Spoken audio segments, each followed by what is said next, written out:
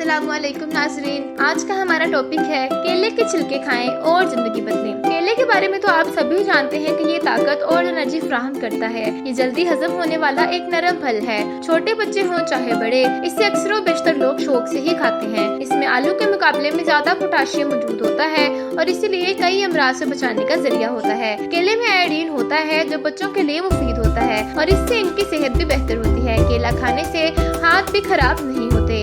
अब हम केले के छिलके के बारे में आपको बताते हैं। जी नाज़रीन, केले का छिलका भी बड़ा कारआमद चीज है जो फेंकने की चीज हरगिज नहीं है, बल्कि इसमें काफी खसूसियात पाई जाती हैं, जिसके लिए हमारा आपको मशवरा है कि आप 3 दिन तक लगातार 3 केलों के छिलके खाएं और फिर देखिए आपकी जिंदगी कैसे बदलती है। केला बिला शक व शुबा एक खुश जायका फल है जिसे अक्सर लोग ना सिर्फ शौक से खाते हैं बल्कि इसका शेक बनाकर भी पीते हैं।